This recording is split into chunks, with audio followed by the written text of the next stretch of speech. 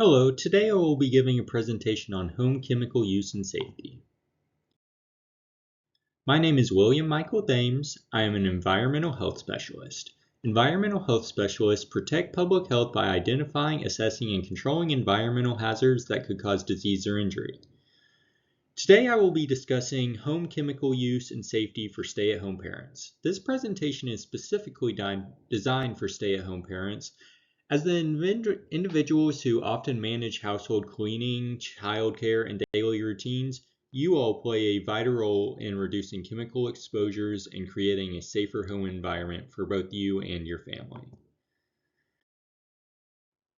So, why is this important? Well, let's take a look at the data. This first chart shows the amount of emergency department treatments for pediatric poisoning. An average of 60,500. That's a lot of poisonings. The second chart shows what products cause these poisonings. And we can see that there are a few common household chemicals on there that cause these poisonings, such as laundry packets and bleach. And the last statistic here says that each year approximately 5,000 children die to poisoning and 6 million experience serious harm. So what can we do to help prevent this problem? Individuals can alter behavior to reduce exposures to contaminants already in their home. So we can make small changes in our life to help prevent these exposures. In this presentation, I'm going to discuss a few things that are important to know in order to be safe using chemicals in our home. I will discuss chemical storage, chemical use, chemical disposal, chemical education, and chemical exposure emergencies. So here I will talk about chemical storage. The first thing I'll talk about is location. You want to keep your chemicals out of reach and sight, and if at all possible, entirely locked away. That will help to prevent your child from getting into these chemicals. The next is the container that you keep your chemicals in. You want to keep your chemicals in their original container with original labeling.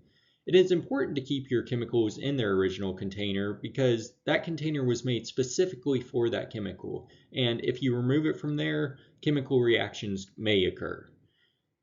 This statistic here is evidence of that. An average of 1,700 home fires per year are caused by instances of chemical reaction. That's a scary statistic. Next, I'm going to talk about organization.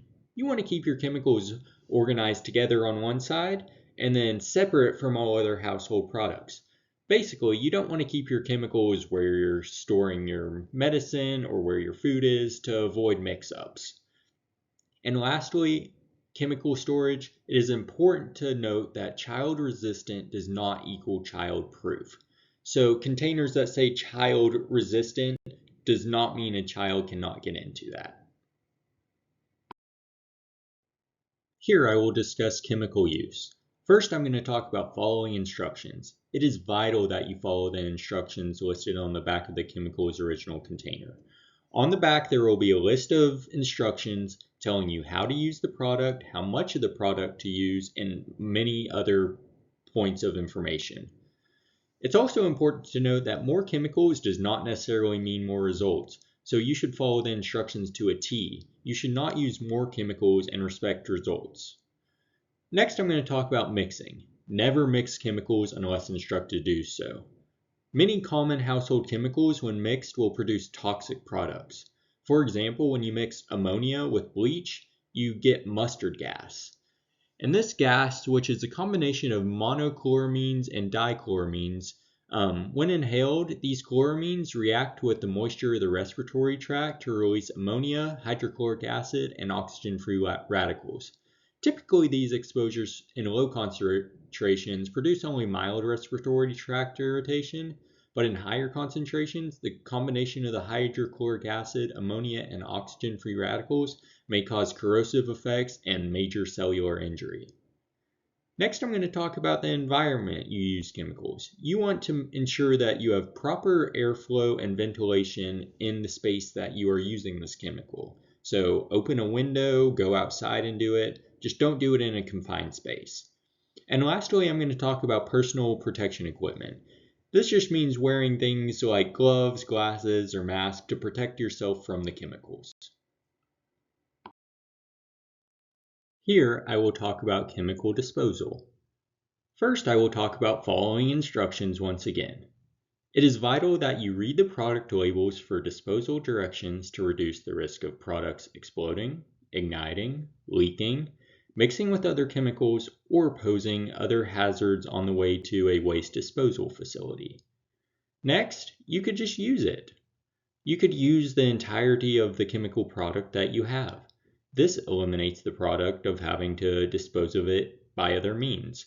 This is the best for the environment if you use the chemical for its intended purpose and you don't, say, put it down the drain or it ends up in a waste collection center. You should just use it if you need it. Next, I'm going to talk about just neutralizing it.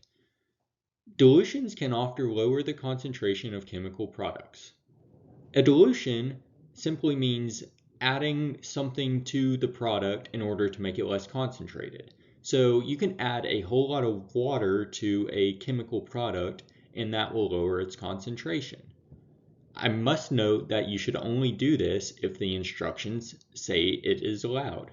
If not, do not do this. But it is a way to make the chemical product potentially safer. And lastly, I'm going to talk about household hazardous waste collection centers. These are places that you can take your chemical waste and they will dispose of it for you. In this area, we have the Pulaski County Regional Solid Waste Management District. And there are many locations: Little Rock, North Little Rock, Maumelle, Sherwood, and Jacksonville. And there is their phone number right there listed below. And this is a great resource that we have. Here I will talk about chemical education. It is important for you, the caretaker, the stay-at-home parent, to educate those in your home about chemical safety. This quote here, childproofing will protect your child only in your home, but education will protect your child everywhere. So basically that's what you're saying there is you can childproof your home and that will protect them there. But say your child goes off and goes to grandma and grandpa's house and they may not have this chemical education that you have now. They might have chemicals where your child could reach them. You want your child to be educated and know that they should not touch those chemicals or even be around them. In order to educate them, you should use simple, clear, and direct language. You should define and teach expectations, such as, here's this chemical or substance that you don't know what it is, you should not be around it. And you should acknowledge this appropriate behavior and respond to challenging behaviors. So when your child does what you want, you should reward them for that. But then if they do something around a chemical, you should educate them further. And also, as the stay-at-home parent, you should just model safe habits in everyday life. Here, I will talk about chemical exposure emergencies. First, I will talk about types of exposure. So, there are 3 different types here that I'm going to talk about. There's more, but I'm going to list these 3. There's ingestion, inhalation, and absorption. I think these are the 3 that you would be most likely to run into at your home. Ingestion means that it was eaten or drinking. Inhalation means that it was breathed in a gas form. And then absorption means that it most likely got on your skin and was absorbed into your body. So, what do you do when this happens? The first and most important thing is to stay calm. Staying calm is important because it allows you to think clearly and do what we are about to discuss. You want to stop any further exposure. You want to stop the exposure from happening so it does not worsen. So what that means is taking away the chemical from, say a child drank it, taking away that chemical, or say there was a spill and your child happened to be around. Remove your child from that room and do not allow them to further expose themselves. Next, what you're going to do is you're going to get help. Depending on the severity and the exposure that happened, you are either going to call the poison control hotline or 911. What not to do? Don't panic. Panicking leads to bad decisions and possibly worse outcomes than if you didn't panic. You do not want to wait for symptoms to appear or worsen.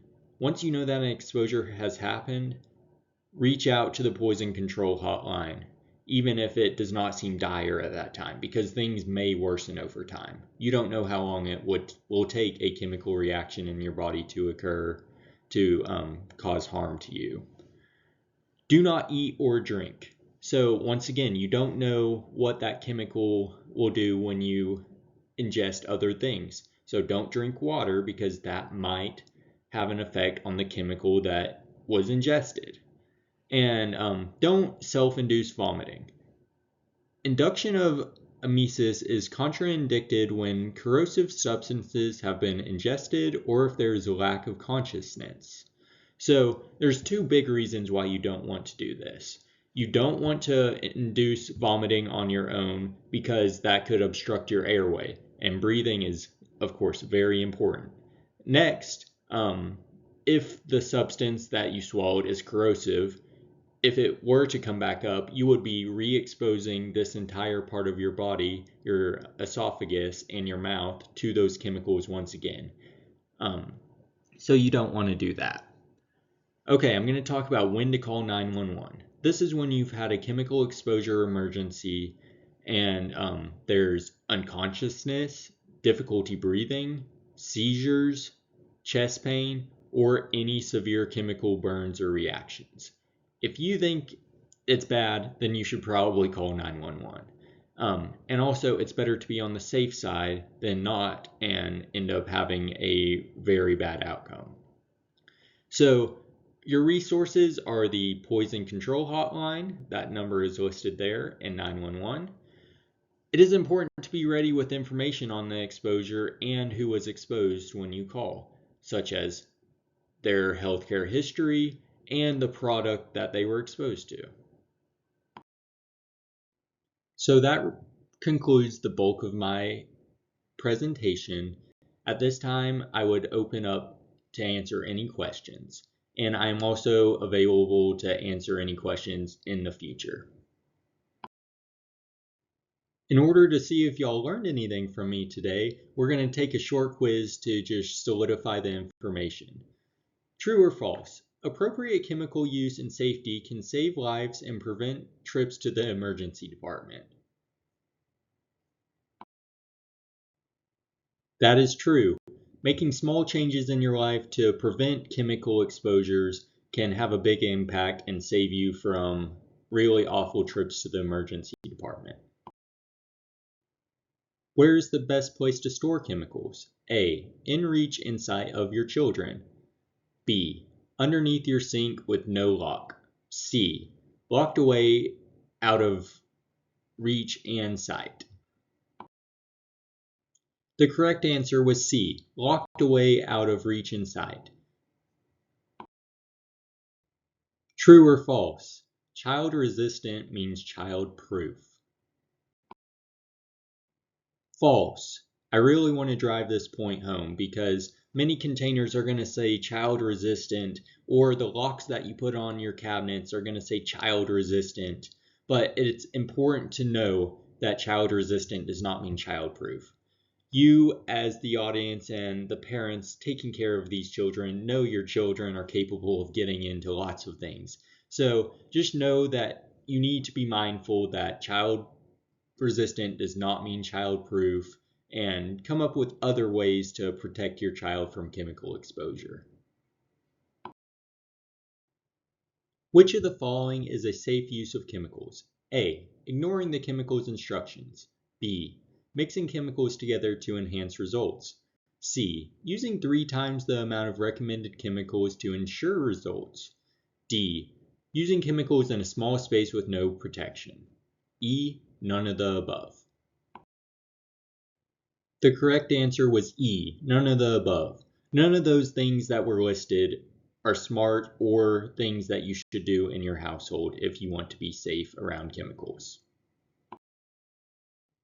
True or false? All chemicals can go down the drain. False. Most chemicals cannot go down the drain. It is important to note on the back of the chemical, on the instructions, the disposal instructions. That will tell you if it is safe to go down the drain or not. Okay, this is the last one. Y'all are doing great. Which of the following is a reason to call 911? A. Loss of consciousness. B. Difficulty breathing. C. Chest pain. D. Seizures. E. All of the above. The correct answer was E. All of the above. All of those things are life-threatening events that you should call 911 for. Thank you all so much for attending my presentation today on home chemical use and safety, especially for you stay-at-home parents. I hope you take what I said about chemical storage, chemical use, chemical education, chemical disposal, and chemical emergencies and apply those to your daily lives and maybe implement some more safety regimens in your home to avoid chemical exposure. Thank you once again and have a great day. Here is one of my works cited pages. Here's another one of my works cited pages. And here are some additional resources that I didn't necessarily reference in my text, but I learned more about the information. And some of these are the images that I used in the presentation.